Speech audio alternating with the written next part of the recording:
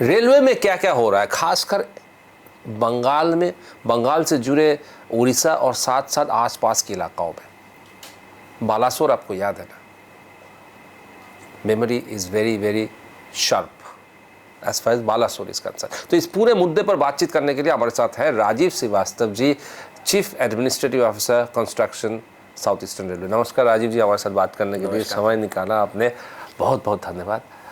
सबसे पहले जो सवाल आता है ये आपको मैं पूछना चाहूँगा बालासोर को लेकर। वहाँ पर अब जो स्थिति है, खासकर टेक्निकल चीज़ें और कंस्ट्रक्शंस, बहुत सारी चीज़ें हम लोग सुनने में आया है कि there will be lot of changes. तो क्या क्या चेंज आप वहाँ पे ला रहे हैं जिससे सेफ्टी सिक्योरिटी के साथ साथ और आपको इंफ्रास्ट्रक्चर की इंक्रीज हो जाए ताकि इस तरह के एक्सीडेंट आने वाले दिनों में ना हो?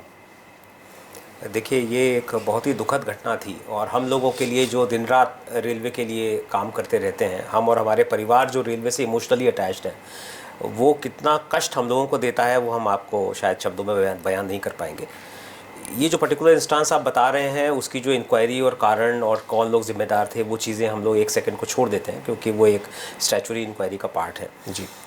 मगर ये फैक्ट है कि जो हम लोगों ने चीज़ें देखी उसमें समझ में यही आया कि जब हम मेंटेनेंस करते हैं, नई चीज़ बनाना फिर भी कंपैरेटिवली आसान है, मगर किसी भी चीज़ को मेंटेन करना और ज़ीरो फेलियर की टॉलरेंस के साथ मेंटेन करना, वो अपने में बहुत मेहनत उसके लिए लगती है। जो हम लोगों ने सबक सीखे इस घटना से और आगे बाकी सारे स्टेशंस पर हम लोगों ने जो प्रिकॉशंस रेप्लिकेट किए, वो मैं आपसे शेयर कर सकता हूँ। उसमें जो, क्योंकि बहुत फ्रीक्वेंट चेंजेस होते हैं सिग्नलिंग में, कई तरह के काम चलते रहते हैं। एक तो ये है कि रेगुलर ट्रेनें चल रही हैं, स्टेशन एक बार कमीशन हो गया, मगर हम लोग लेवल क्रॉसिंग ख़त्म करके उसकी जगह अंडरब्रिज बनाते हैं।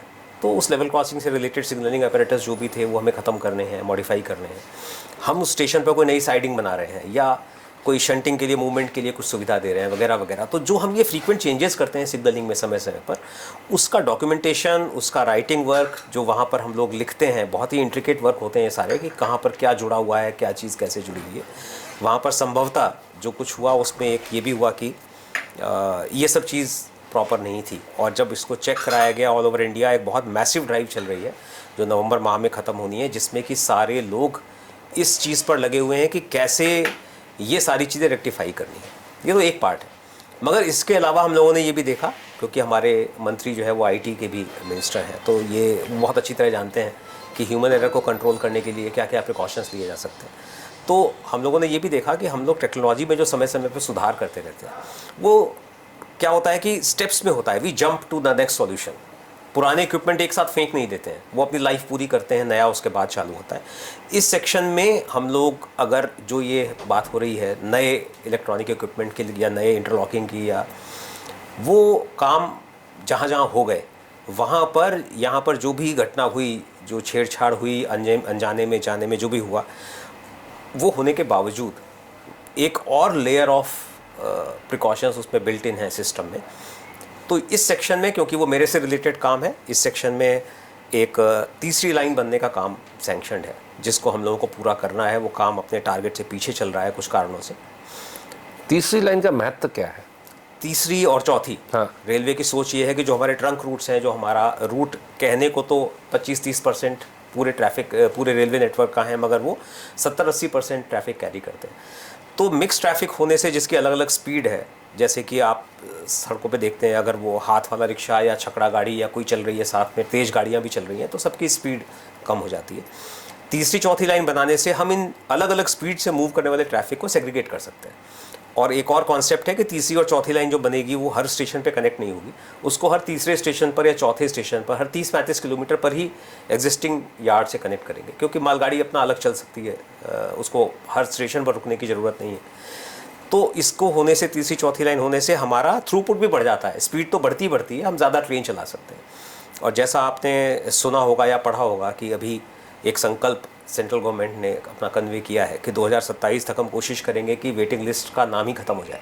तो उसके लिए हमको जो 2-3 हज़ार ट्रेनें और चलाने की आवश्यकता है, जो हम लोगों के कैलकुलेशंस हैं, उसके लिए ये लाइनें बहुत काम आएंगी। तो ये तीसरी और चौथी लाइन के लिए तो आपको ज़मीन चाहिए, एक्वायर करना पड़ेगा कुछ हद तक। तो ये क्या आप एक तो शुरू किए हैं, और दूसरा सवाल ये है कि कब तक आप ख़त्म कर पाएंगे? 2-3 साल में ये ख़त्म हो जाएगी? देखिए, तीसरी लाइन का काम अभी सैंक्शनड है भद्रक सेक्शन में, जो हमारा जहाँ तक इलाका है उसमें जो तीसरी लाइन का काम हम लोगों ने प्लान किया है वो सारा का सारा रेलवे की भूमि में ही संभव है। इतनी ज़मीन हमारे पास है जिसमें कि हम काम कर सकते हैं।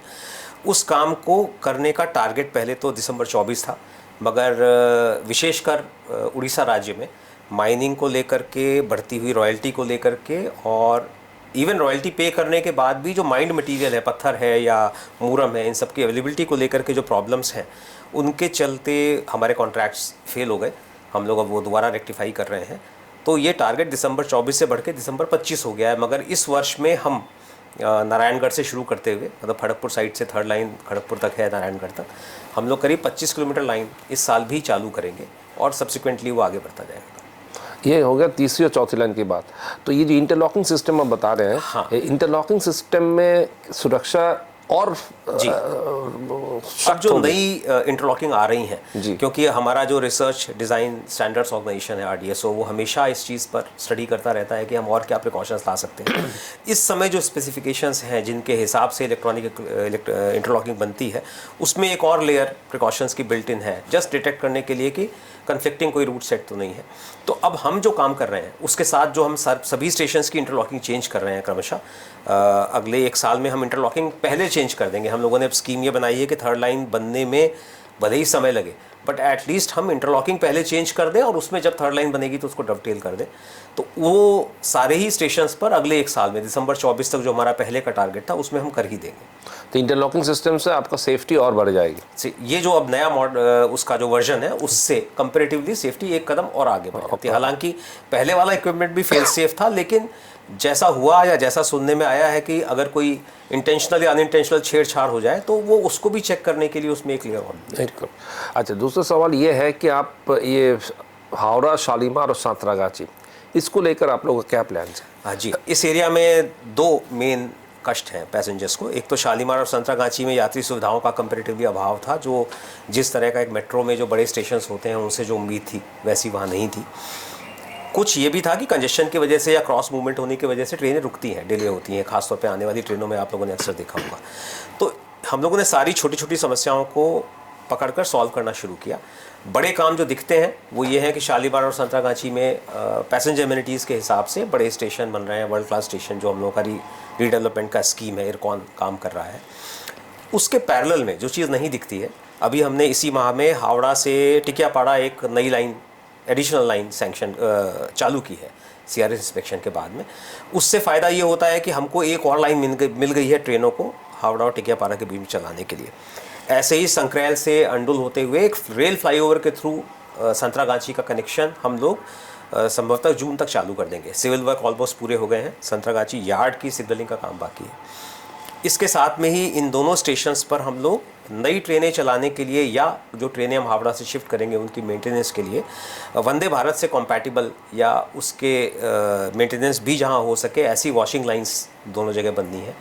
तो नटशेल में काम थोड़ा सा जो ओरिजिनल टारगेट थे आपको पता है उससे पीछे चल रहे हैं, बट इरकॉन से हम लोगों का आपस में कोऑर्डिनेशन इस समय बहुत अच्छा है और ये पूरी संभावना है कि जब तक हम यार्ड की रिमॉडलिंग संतरागाछी की करते हैं तब तक बिल्डिंग भी तैयार हो जानी चाहिए और वो पैसेंजर्स के लिए उपलब्ध हो जाएगी। टिकियापाड़ा को लेकर एक सवाल बार बार आता है खासकर पैसेंजरों से कि वहाँ पर ट्रेन इतनी देर तक रुक जाती है, हावड़ा स्टेशन तो जाने तक आधा घंटे के लिए एक समय लग जाता है टिकियापाड़ा में, टिकियापाड़ा कारशेड से हावड़ा स्टेशन जाने में। तो इस पर क्या आप लोगों ने कुछ कार्रवाई की है? 2 पहलू हैं इसके। एक तो ये है कि हावड़ा यार्ड में जिधर वॉशिंग लाइंस हैं, जहाँ पैसेंजर प्लेटफॉर्म्स हैं, जिधर लोको खड़े होते हैं, जहाँ कोचेस खड़ी होती हैं, स्टेबलिंग लाइंस हैं, इन सब का अपना एक क्रॉस मूवमेंट है जो समय ले लेता है। और अक्सर ऐसा होता है कि जो आप कह रहे हैं वो बात ठीक है कि कोई ऐसा मूवमेंट चल रहा होता है, उसके ख़त्म होने के बाद ही ट्रेन दी जाएगी। तो ये जो मैं आपको बता रहा था, हमने कभी 1 हफ़्ता पहले करीब एक एडिशनल लाइन सैंक्शन कमीशन की है, उससे ये फ़ायदा होगा कि अब हमको इस सेक्शन में मूवमेंट के लिए एक एडिशनल लाइन मिल जाएगी। तो जो अभी तक क्रॉस मूवमेंट की वजह से ट्रेन खड़ी रहती थी वो कंपैरेटिवली थोड़ा और स्मूथ हो जाएंगी। जी। और ये दूसरा ये सवाल आता है कि जो सातरागाची स्टेशन है, सातरागाची के सामने जो रास्ते हैं जो नेशनल हाईवे की तरफ जाता है, तो उस पर काफ़ी प्रेशर पड़ जाता है, खासकर बहुत लंबा जैम हो जाते हैं। तो वहाँ पर ब्रिज बनने का और सातरागाची के साथ साथ, जैसे हावड़ा के साथ साथ आपने जो रास्ते हैं उस पर थोड़ा सा गाड़ियों की आवाजाही के लेकर थोड़ा सा पहले एक सवाल था, पर अभी ठीक हुआ है, थोड़ा बहुत मूवमेंट ठीक ठाक से हुआ है, तो जैम को कंट्रोल किया गया है। पर सातरागाची को लेकर आप लोगों का कोई खास परिकल्पना है, कोई प्लान्स है? एक्चुअली सांतरागाची के काम में, और जैसा आप कह रहे हैं जो ट्रैफिक मूवमेंट को लेकर के जो काम होने हैं, वो क्योंकि इरकॉन कर रहा है, इसलिए मेरे को डायरेक्टली उतनी इन्फॉर्मेशन नहीं है जैसा आप जानना चाह रहे हैं। मगर जैसे हम लोग एक एक इशू को कंपोजिट वे में डील करने की कोशिश कर रहे हैं, अगले वीक में या 10 दिन में हम लोग सांतरागाची को लेकर के फिर बैठेंगे, क्योंकि वहाँ पर जो सिग्नलिंग का काम होना है उसमें भी अब हम लोग डिस्ट्रीब्यूटेड सिग्नलिंग कर रहे हैं। तो जैसे पहले होता था कि एक ही मेन बिल्डिंग है जहाँ सारा कंट्रोल होता था, और अब हम लोग 5 रिमोटेडली ऑपरेटेड सिग्नलिंग केबिन अलग बनाएंगे। ऑपरेशन एक ही जगह से होगा, मगर वो इलेक्ट्रॉनिकली कन्वे होगा कि क्या होना है, और देन फाइनल डिसीजन, फाइनल जो कन्वे होता है सिग्नल, वो उन अनमैन्ड जो 5 और हट्स हैं उनसे होगा। उसमें भी कुछ इरकॉन को बनानी है, कुछ हमको बनानी है। तो इस काम को डवटेल करके करने की ज़रूरत है। हम लोग इसको स्कीम को फिर से लेके बैठेंगे, और उसमें डेफिनेटली जो रोड मूवमेंट का आप कह रहे हैं और ओवरब्रिज की बात कर रहे हैं, उसको हम लोग ज़रूर सॉल्व करेंगे कि वो साथ साथ ही कंप्लीट हो जाए। अक्सर सवाल उठता है ट्रैक्स को लेकर। आपने अपने पूरा क्षेत्र में ट्रैक्स देखा है, क्या आप संतुष्ट हैं जिस तरह से ट्रेनों की आवाजाही बढ़ रहे हैं, जिस तरह से वंदे भारत और फास्टर ट्रेन आ रहे हैं, तो ये ट्रैक्स संभाल पाएगी ये सब? देखिए, ये बड़ी कैश 22 वाली सिचुएशन है। जिसको ट्रैक मेंटेन करना है उसको गाड़ी रोक के करना है, जिसको ट्रेन चलानी है उसको ट्रैक मेंटेनेंस के लिए टाइम जो होता है वो उसको अखरता है। ये जो हमारे वर्तमान रेल मंत्री हैं, उन्होंने इस चीज़ को जब समझा था, तो उन्होंने एक बहुत ही इंटरेस्टिंग स्कीम चलाई, जो हम लोगों के लिए एक नया मैनेजमेंट टूल था। ये सब हम लोग करते थे, बट ऑर्गेनाइज तरीके से नहीं होता था। एक रोलिंग ब्लॉक प्लान उन्होंने बनवाया। आप ऐसा समझिए कि अब ये है कि जिसको जो काम करना है, वो एक कॉमन प्लेटफॉर्म पर 26 हफ्ते पहले तक अपना प्लान दे देता है कि मुझे क्या करना है, कब। और क्योंकि अलग अलग विभाग हैं, तो सिग्नलिंग वाला अलग समय में मांगता था, इंजीनियरिंग वाला अलग समय में मांगता था, या जिस सेक्शन में सिग्नलिंग वाला काम करके चला गया और किसी तरह ट्रेन रोक के ब्लॉक दिए गए, उसके 2 महीने बाद इंजीनियरिंग वहीं आ गया कि अब मुझे भी काम करना है।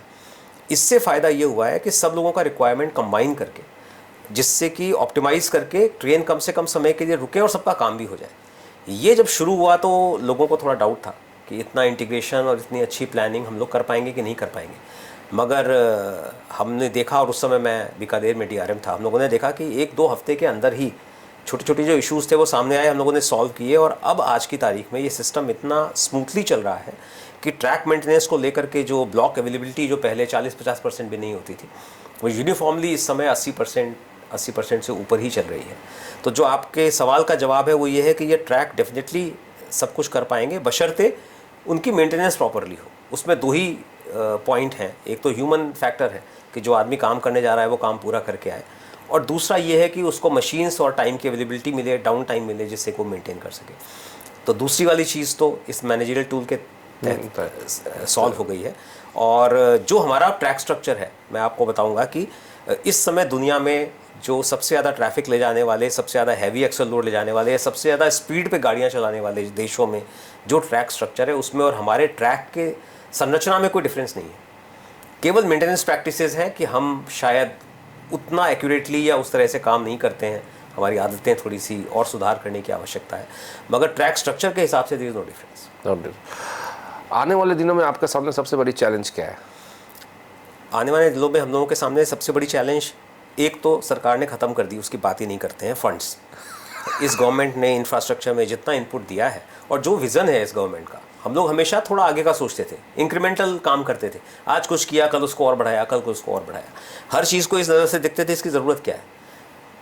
इस गवर्नमेंट ने हम लोगों को करके दिखा दिया एक चीज़ कि इस कंट्री में बहुत लेटेंट डिमांड है। लेटेंट डिमांड मतलब वो डिमांड जो हम मीट विद नहीं कर पा रहे हैं, इसलिए आ नहीं रही है सामने। डेडिकेटेड फ्रेट कॉरिडोर जब बना तो हम लोगों को लगता था कि शायद ही रेलवे का सारा ट्रैफिक ले जाएंगे तो हम क्या चलाएंगे। मैं उस समय नॉर्थ वेस्टर्न रेलवे में था। जैसे ही उसका एक पोर्शन चालू हुआ, वी फाउंड कि हमारा 70% मालगाड़ी हमने शिफ्ट कर दी, और उसके बाद 1 महीने के अंदर अंदर हमारा ट्रैफिक वापस वहीं पहुंच गया जहां था। तो इस कंट्री में बहुत लेटेंट डिमांड है, जो ग्रोथ होने वाली है या जो ग्रोथ चाहिए हमें, उसके लिए हमको कैपेसिटी बिल्ड करने की ज़रूरत है। तो उसमें फंड्स का रिक्वायरमेंट जो हम लोग एक हमारे पास कारण होता था काम न करने का या काम डिले करने का, वो तो हो गया ख़त्म।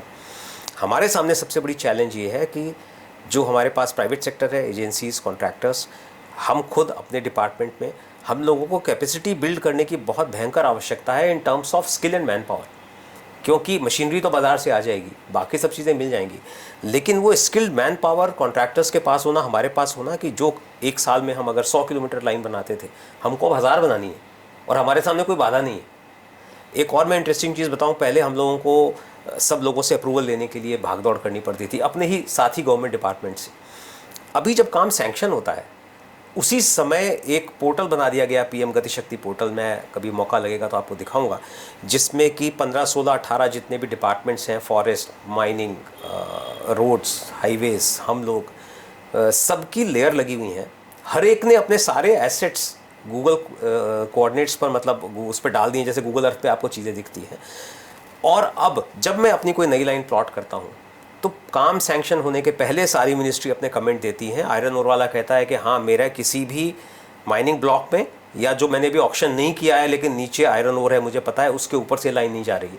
अगर जा रही है तो अनावश्यक रूप से नहीं जा रही है। रोड वाला कहता है कि ये जाएंगे तो रास्ते में 3 जगह इनको मेरे ऊपर से गुजरना पड़ेगा। ये इतने ब्यूटीफुल सॉल्यूशंस हैं जो इस गवर्नमेंट ने दिए हैं, लेकिन वो बाकी प्रॉब्लम तो सॉल्व हो रही हैं।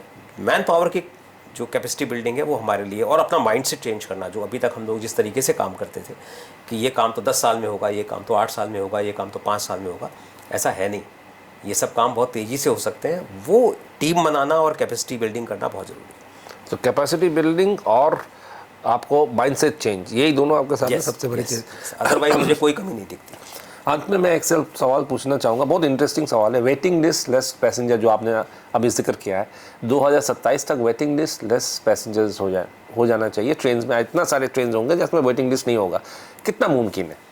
ये पूरी तरह मुमकिन है। केवल 2 ही चीज़ें इसमें चाहिए। वैगन कोचेस की बात होती है कि वो हमको चाहिए, मेंटेनेंस फैसिलिटीज़ की बात होती है कि वो हमको चाहिए। अभी तक क्या था कि ये सब नीजक रिएक्शन से काम होता था। इसकी जो प्लानिंग थी या जो असेसमेंट था, वो ऐसा होता था कि हम लोग देखते थे कि कितने पैसेंजर चल रहे हैं, तो अधिकांश ट्रेनों में 70-80% ऑक्यूपेशन होता था। लेकिन त्यौहार के समय में अचानक से वो बर्स्ट कर जाता था, और हम लोग सोचते थे कि ये तो नियति है, ये तो इनको झेलना ही है, बिकॉज हम तो उसके हिसाब से प्लान करेंगे जो हमारा नॉर्मल। लेकिन अगर हम फ्लेक्सिबल प्लानिंग करें तो ये बिल्कुल संभव है कि हमारी जो एक्स्ट्रा कोचेज़ हैं, जब फेस्टिवल सीज़न हो तो हम वहाँ उनको ट्रेनों को डाइवर्ट कर सकें और बाकी समय हम उनको कहीं और यूज़ कर सकें।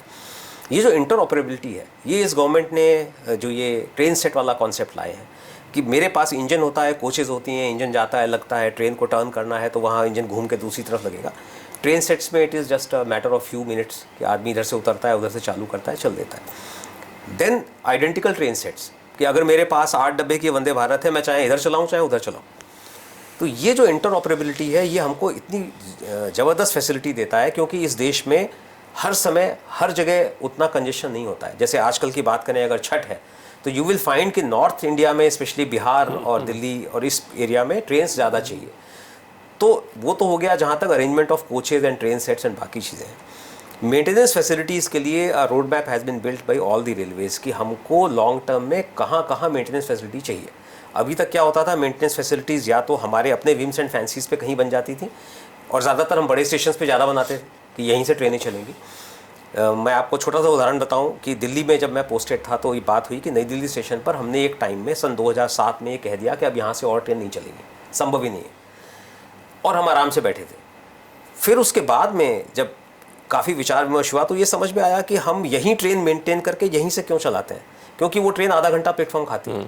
हम क्यों नहीं, जो ट्रेन ईस्ट को जानी है, हम नई दिल्ली से वेस्ट में कहीं वॉशिंग लाइन डेवलप करें, वो वहाँ से चले और यहाँ केवल 2 मिनट में सवारी चढ़ा के निकल जाए।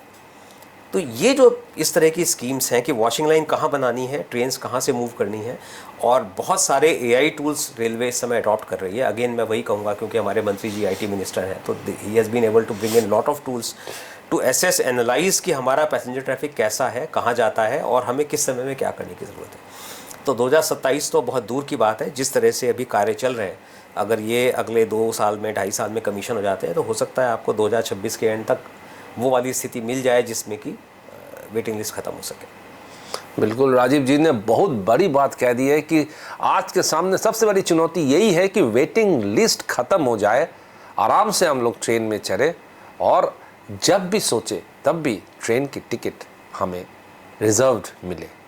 नमस्कार राजीव जी, हमसे हमारे साथ बातचीत करने के लिए बहुत धन्यवाद। Thank you very much. नमस्कार, आप देखते रहिए ANM न्यूज़, आगे भी देखिए ANM न्यूज़। नमस्कार।